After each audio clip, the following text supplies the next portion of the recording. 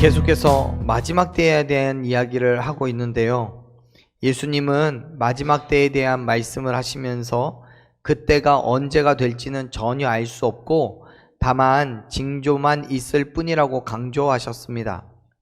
그 말은 그 징조가 보이면 마지막 때가 가까이 왔다는 의미이기 때문에 준비하고 있어야 된다는 말씀이에요. 사실 확실히 그때를 아는 것과 단순히 징조만을 안다는 것은 차이가 있습니다. 만일 마지막 날의 때와 시를 분명하게 안다면 그 바로 직전에 필요한 준비를 할 수 있을 거예요. 마치 시험 전날 벼락치기를 하듯이요.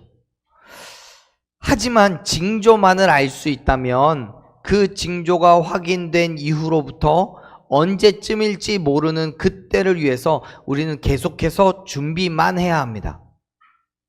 그 준비가 한 달이 될지 1년이 될지 아니면 10년이 또 20년이 될지는 아무도 몰라요. 그래서 그 준비의 시간들이 매우 지루하고 힘들고 또 지칠 수밖에 없습니다. 그래서 때로는 포기하고 싶을 때도 있고요. 이게 맞나 싶은 생각이 들 때도 있습니다. 하지만 사랑하는 여러분, 그럼에도 불구하고 그 시간들을 참아내고 견뎌내는 저와 여러분 되기를 간절히 축원합니다.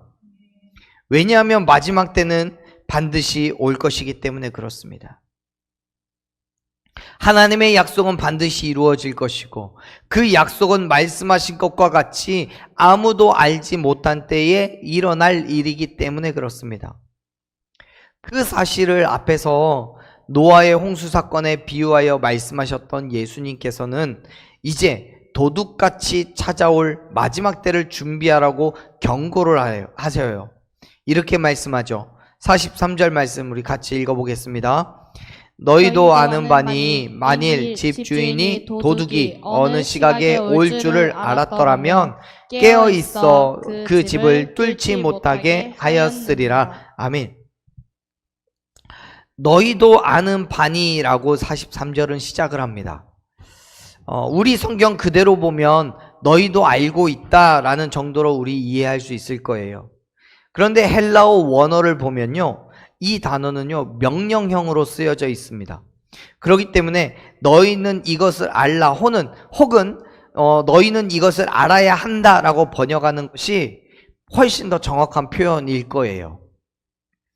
즉 지금 예수님께서는 제자들에게 앞서 있는 말씀과 연결해서 이렇게 말씀하시는 거예요. 마지막 때는 아무도 몰라. 하늘의 천사도 심지어 아들도 모르고 오직 하나님만 아시는 거야. 그래서 아무리 마지막 때를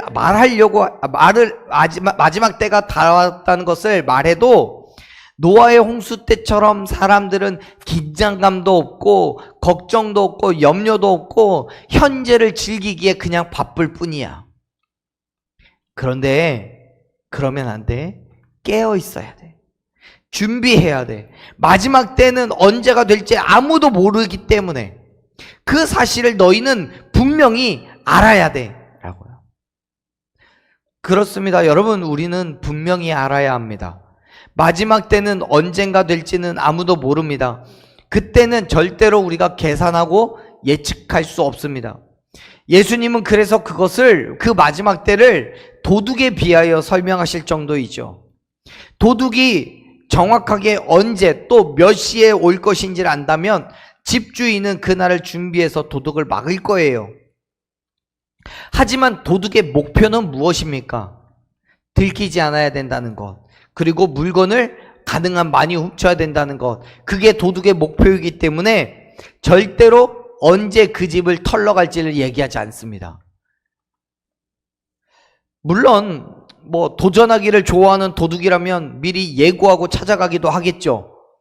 마치 소설 속에 등장하는 궤도 루팡처럼 예고하고 찾아가는 도둑도 있을 겁니다.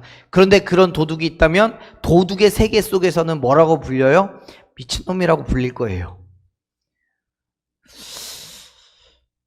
정말 그건 소설에서나 가능한 일인 거죠. 현실적으로 그러한 것은 불가능에 가깝습니다. 그렇기 때문에 집주인은요 항상 깨어있을 수밖에 없는 거예요. 예수님께서는 이 땅에 오시는 그때를 아무도 알 수 없다고 말씀하셨어요. 심지어 다시 오실 예수님도 언제 오실지를 모르겠대요. 그건 오직 하나님만 아시는 일입니다. 그래서 우리는 예수님의 재림의 때를 알 수 없기 때문에 끝까지 준비하고 있어야 되는 거예요. 사랑하는 여러분, 마지막 때를 우리는 보내고 있는 중입니다. 그래서 예수님이 언제 오실지는 모르겠지만 지금도 그 마지막 때를 향해 가고 있는 중입니다.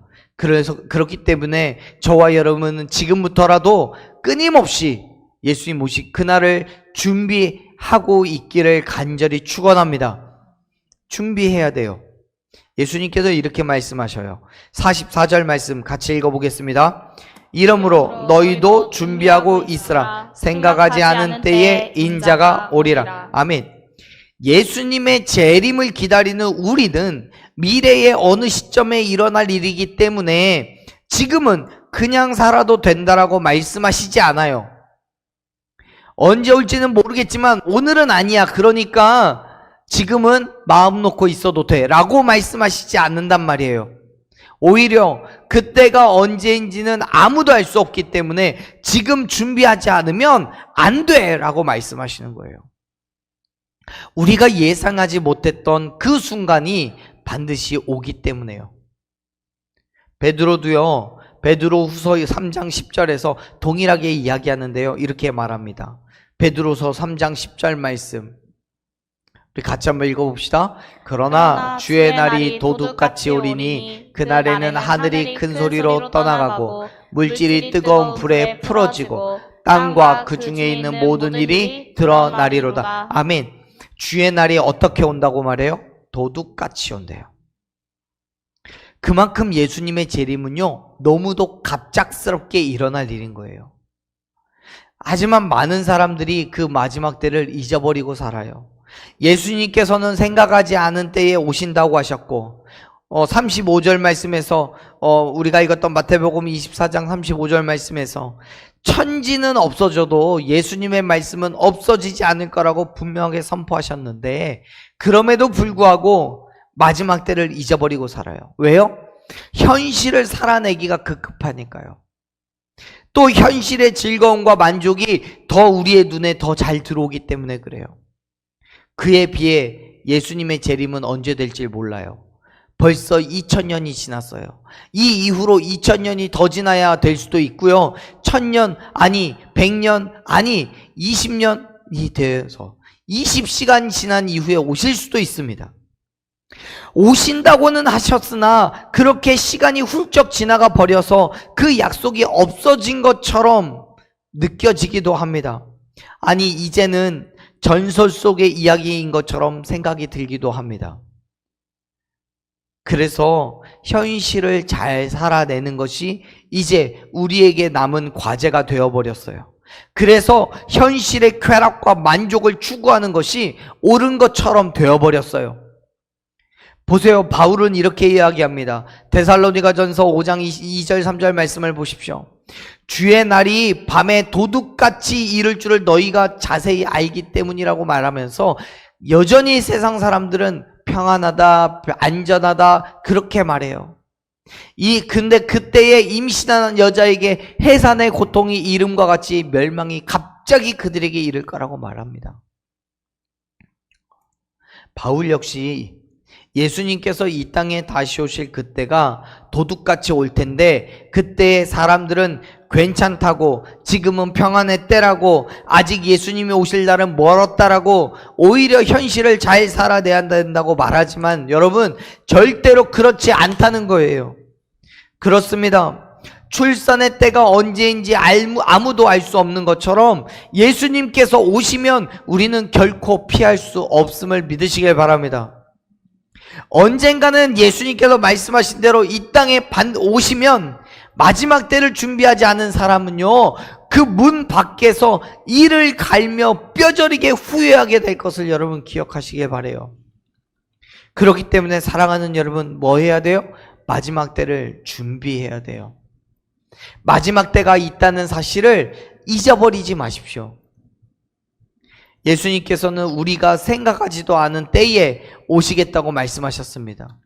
우리가 생각하지도 않은 때에, 즉 세상의 것에 집중하여서 마지막인 줄도 모르고 살아가고 있는 그때에 오히려 더욱더 깨어서 준비하라는 거예요. 깨어 준비하십시오. 예수님께서 다시 오실 그날을 준비하십시오. 우리의 영으로, 우리의 육으로, 우리의 생각과 우리의 마음과 우리의 뜻으로 예수님이 오실 그날을 준비하는 저와 여러분 되기를 간절히 축원합니다. 말씀하신 그대로 이 땅에 오실 것이기 때문에요.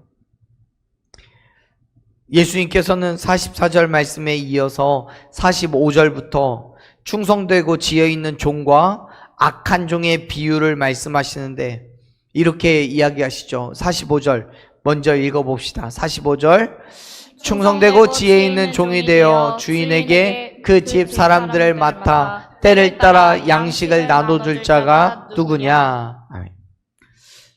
이제 45절부터 시작되는 말씀을 보면 앞에 있는 44절까지 지속적으로 말씀하고 계셨던 그 마지막 때와는 사뭇 다른 것처럼, 상관없는 것처럼 보입니다.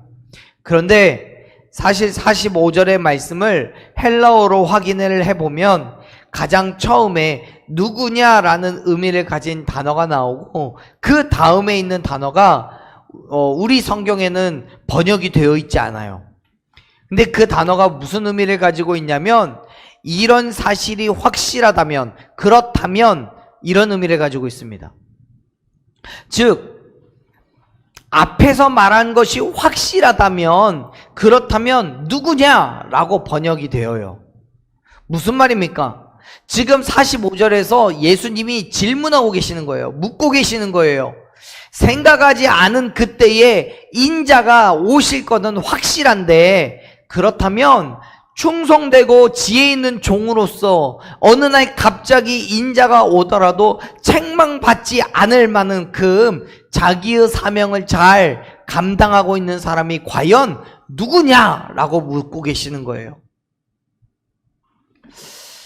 결국 이제 45절에서부터 예수님께서는 마지막 때를 살아가는 우리에게 어떻게 해야 다시 오신 예수님을 맞이하고 칭찬을 들을 수 있고 또 어떤 사람이 그날의 책망과 심판을 받게 되느냐라고 가르쳐 주신다는 거죠. 45절에서 예수님은 여러분 어떤 사람을 찾고 있습니까? 어떤 사람을 만나기를 원하고 계십니까? 45절 우리 성경에 처음에 그렇게 돼 있죠. 충성되고 지혜 있는 종이라고요. 여기에서 말씀하는 지혜는 학문적으로 기술적으로 뛰어난 능력을 가진 사람을 말하는 게 아니에요. 깊이 생각하고 어떻게 하는 것이 옳은 것인지를 잘 분별하여서 행동하는 사람을 말합니다. 그런데 여러분 여기에서 우리가 기억해야 할 것은 뭐냐면 충성되고 지혜로운 사람은 내가 주인이 아니라 오히려 종인 사람인 거예요. 종인 사람. 45절 말씀을 잘 보세요. 충성되고 지혜로운 사람. 그 사람을 종이라고 불러요. 다시 말해서 충성되고 지혜로운 사람은 주인의 말을 잘 기억하고 그 명령대로 행하면서 그 명령을 제대로 수행하기 위해 깊이 생각하고 잘 분별하여서 행동하는 그런 사람이란 거예요. 자기 생각대로, 자기 의견대로 하는 사람이 아니에요. 주인의 명령을 경청하고 그 명령을 잘 이행할 수 있는 사람이 바로 충성되고 지혜 있는 사람임을 믿으시길 바랍니다. 그렇기 때문에 주인은 그 사람에게 일을 맡기죠. 주인의 마음에 흡족하게 일을 할 만한 사람이기 때문에 일을 맡기는 거예요. 그런데 여러분 그 일이 뭐예요? 주인이 맡겨준 그 일이 뭐예요? 주인의 집 사람들을 맡아서 때를 따라서 양식을 나눠주는 일이에요. 예수님 당시에는 주인이 자기 집의 식구들의 필요한 양식들을 다 챙겨줬어요. 물론 여기서 말하는 그 식구는요, 주인의 가족을 말하는 것이기도 하지만 그 집에서 일을 하고 있는 그 주인으로부터 품삯을 받아야 하는 종들도 같이 이야기하고 있는 거예요. 예수님 당시에 주인이 집의 식구들을 챙겨줄 때에 다른 사람들도 집에서 일을 하는 다른 사람들도 다 챙겨준 거예요. 그런데 여러분, 어떤 이유가 되었든 주인이 집을 비워야 하는 상황이 생기면 자기가 신뢰하는 한 종을 세워서 자기를 대신하여 식구들을 책임지게 했어요. 지금 예수님께서는 그러한 상황을 예로 들어서 말씀하시는 거예요. 하나님께서 맡기신 그 일을 할 만한 그 사람이 충성되고 지혜 있는 종이라고요. 그런데 여기에서 충성되고 지혜 있는 종의 이야기를 왜 하시냐면 바로 이것 때문에 하십니다. 46절 말씀 읽어볼게요. 46절. 주인이 올 때 그 종이 이렇게 하는 것을 보면 그 종이 이 복이 있으리로다. 아멘. 어느 날 갑자기 주인이 집으로 돌아왔어요. 그리고 자기가 식구들을 맡긴 그 종을 불러서 맡은 일을 어떻게 했는지를 확인하는 거예요. 여기에서 종의 모습은요, 둘로 나뉠 거예요. 정말 열심을 다해 주인의 명령을 수행한 종과 그렇지 않은 종이요. 그리고 예수님은 그 중에 첫 번째 종의 모습을 말씀하시면서 그 종에게 복이 있을 거라고 얘기하셔요. 그 복이 뭐냐면 이거예요. 47절 말씀 읽읍시다. 47절. 내가 진실로 너희에게 이르노니 주인이 그의 모든 소유를 그에게 맡기리라. 아멘. 주인은 자신의 명령에 최선을 다해 수행한 그 종에게 자기의 소유를 관리할 모든 권한을 부여합니다. 주인의 소유 가운데에 그가 중요하게 여기는 것도 있을 것이고 잊어버려서는 안 되는 것도 있을 거예요. 그런데 주인은 그 모든 것을 전부 다 종에게 맡겨요. 왜요? 그의 지혜와 충성을 받기 때문에요. 그만큼 주인은 그 종을 신뢰한다는 거예요. 그런데 생각해 보십시오. 아무리 주인이 종을 신뢰하여서 자기의 모든 것을 맡겼다고 할지라도 주인의 것이 종의 것이 되진 않아요. 여전히 주인의 것이고 단지 주인이 자기의 결정을 종에게 위임하여서 그대로 행하게 한 것뿐이에요. 그럼에도 불구하고 주인이 종에게 모든 것을 맡긴다는 것이 여러분 어떻게 복이 되는 걸까요? 성경은 계시록 3장 21절에서 이렇게 말씀합니다. 같이 읽어볼까요? 요한계시록 3장 21절 읽습니다. 이기는 그에게는 내가 내 보좌와 함께 앉게 하여 주기를 내가 이기고 아버지 보좌에 함께 앉은 것과 같이 하리라. 아멘. 이런 거예요. 이 말씀이 이런 거예요. 주인은 종에게 자신의 모든 것을 맡겼어요. 그것은 주인이 맡긴 그의 모든 소유물들로 인하여서 얻는 기쁨, 즐거움, 그 모든 것들을 종과 함께 나누겠다는 얘기예요. 그런데 그 나눔은 여러분 하나를 둘로 나뉘어서 각각 하나씩을 갖고 있다라는 의미가 아니에요. 주인이 누리는 기쁨의 100%를 종도 100% 동일하게 누린다는 의미예요. 자, 종은 주인의 것을 행하면서 얻는 열매가 있습니다. 근데 그 열매는 100% 주인의 것입니다. 그러면 종의 것은 주어지지 않아요? 아니에요. 종이 얻은 수익의 100%가 주인에게로 돌아간다 할지라도 그 모든 것들은 주인은 종에게 다시 내어주어서 자기의 맡겨진 일을 하게 하심을 믿으시길 바랍니다. 그렇기 때문에 주인이 가진 100%의 유익, 그 만족이 종에게도 100%가 가는 거예요. 그게 하나님의 은혜예요. 하나님의 은혜가 아니면 어떻게 종이 주인의 즐거움과 함께 할 수 있겠냐고요. 안 돼요. 하나님의 은혜예요. 나는 이해할 수 없지만, 말도 되지 않는 일이지만 충성되고 지혜롭게 하나님의 명령을 지켜 행했을 그때에 하나님께서는 당신의 즐거움에 우리가 함께 하실 수 있게 하심을 믿으시길 바랍니다. 그래서 요한계시록 2장 26절 말씀을 보면요, 분명하게 선포합니다. 끝까지 끝까지 내 일을 지키는 그에게 만국을 다스릴 권세를 주시겠다고요. 어머. 사랑하는 여러분, 예수님께서 하나님의 영광으로 이 땅에 다시 오실 그때에 명령하신 모습 그대로 충성된 믿음의 자리에 서 있는 저와 여러분 되기를 간절히 축원합니다. 그때 하나님의 영광에 우리를 참여하게 하실 줄로 믿습니다. 사랑하는 여러분, 하나님께서 저와 여러분에게 명령하신 것을 지혜롭게 또 충성되게 지켜 행함으로써 하나님의 나라에서 함께 기뻐하고 즐거워하며 예수님과 함께 그의 나라를 다스리는 그 영광을 누리게 되기를 간절히 축원합니다. 그것이 오늘날 우리가 살아내야 할 그리스도인된 삶인 거예요. 하지만 반면 그렇지 않은 종도 있습니다. 이제 예수님은 악한 종이 어떤 모습을 가지고 있는지에 대해서 말씀하시는데 이렇게 얘기하시죠. 48절 같이 읽어보겠습니다. 만일 그 악한 종이 마음에 생각하기를 주인이 더디 오리라 하여 49절 동료들을 때리며 술 친구들과 더불어 먹고 마시게 되면 아멘. 악한 종은 자기의 친구를 동료를 때리고 술 친구와 더불어 먹고 마시는 사람이라고 표현합니다. 여기에서 보이는 그 악한 종의 모습을 보십시오. 그의 모습은요 포악합니다. 자기의 유익과 만족으로 동료를 때려요. 자기에게 맡겨진 임무를 저버리고 세상의 쾌락에 빠져서 술에 취하여 방탕하게 살아가요. 즉 자신에게 자기가 해야 할 그 믿음의 삶을 포기해버리고 하나님의 말씀대로가 아니라 세상이 원하는 대로의 삶을 살아가는 거예요. 근데 여러분 왜 그렇게 살아요? 그는 스스로 주인이 늦게 올 것이라고 생각했기 때문에 그래요.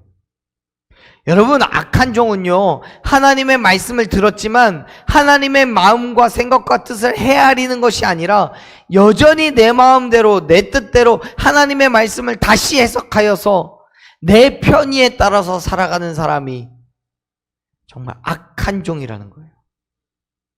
48절에서 보이는 그 악한 종이 그렇잖아요. 주인이 올 그때를 자기 마음대로 생각했어요.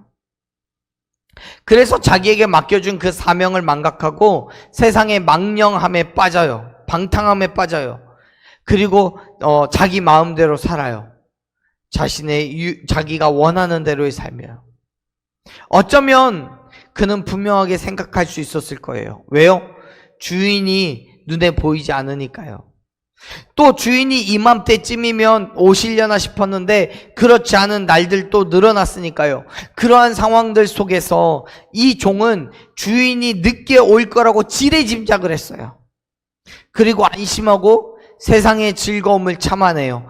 사랑하는 여러분, 지금 우리의 모습은 어떻습니까? 세상의 모습은 또 어떻습니까? 앞에서 말씀드린 것처럼 예수님께서 다시 오시겠다고 말씀하신 후로 2000여 년의 시간이 지났어요. 아직 오시지 않았어요. 그래서 영원히 오시지 않을 것 같아요? 그래서 예수님의 말씀은 단순한 협박과 같은 것이고 또한 전설 속의 이야기와 같은 그런 말씀일까요? 아니에요. 열왕기상 8장 56절을 보면요 솔로몬이 고백을 합니다. 하나님께서 그의 종 모세를 통하여 물은 말씀하신 그 모든 좋은 약속이 하나도 이루어짐이 없다고요. 예수님께서 마태복음 5장 18절에서도 말씀하시죠.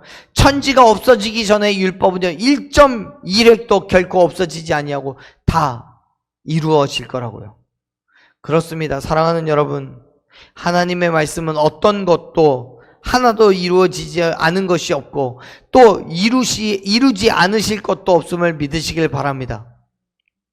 그렇기 때문에 시간이 걸릴지언정 예수님께서는 다시 오실 것을 믿으시길 바라요. 그렇기 때문에 준비하십시오. 깨어 일어나 말씀하신 것을 지켜 행하며 다시 오실 예수님을 기다리십시오. 이 악한 종은요 주인이 다시 오실 그날을 준비하지 않았어요. 그리고 자기가 원하는 대로 삶을 살아가요. 준비하지 않아요. 그것은 주인의 명령에 순종하지 않았다는 문제만 있는 게 아니에요. 오히려 주인을 업신여긴 것이고 다시 올 것이라는 말씀을 신뢰를 하지 않은 거예요. 그래서 주인의 것을 자기의 것으로 착각하고 자기 마음대로 행해요. 결국 주인이 돌아온 그날은 찾아오게 됩니다. 주인의 것을 자기 것이라고 착각하고 자기 마음대로 했어요. 그리고 결국 주인이 돌아온 그날이 찾아왔습니다. 자, 말씀을 읽어볼게요. 50절, 51절 읽어보겠습니다. 생각하지 않은 날, 알지 못하는 시각에 그 종의 주인이 이르러 어미 때리고 외식하는 자가 받는 벌에 처하리니 거기서 슬피 울며 이를 갈리라. 아멘.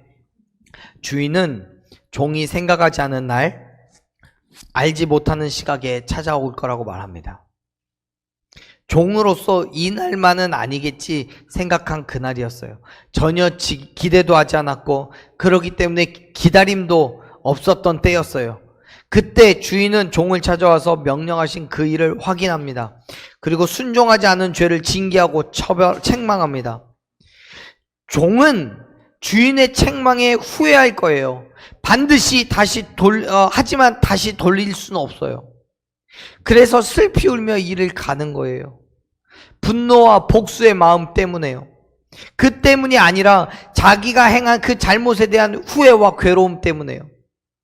여기에서 우리는 악한 종이 받게 되는 그 책망에도 관심을 두어야 되는데, 무엇보다 집중해야 된 건 주인이 올 그때는 생각하지 않은 날, 알지 못하는 시각이라는 거예요.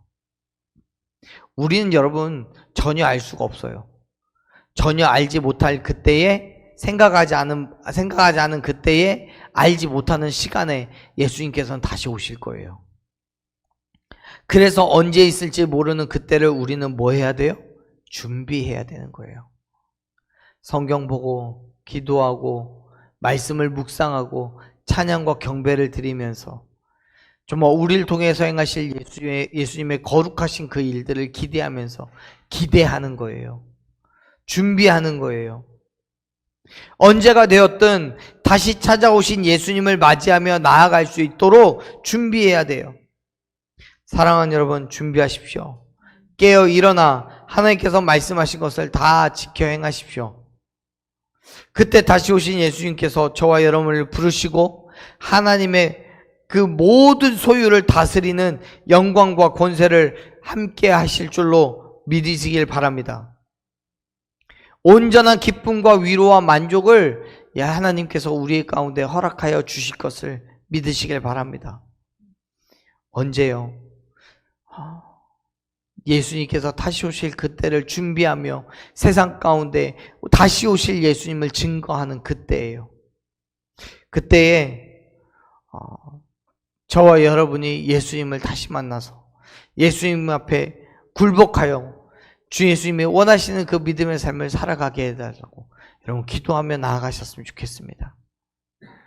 우리의 삶의 모든 것이 예수 그리스도의 그 놀라우신 은혜와 축복 가운데 온전한 기쁨과 위로와 만족과 평안을 누리는 그 믿음의 결단들이 있기를 간절히 소망합니다.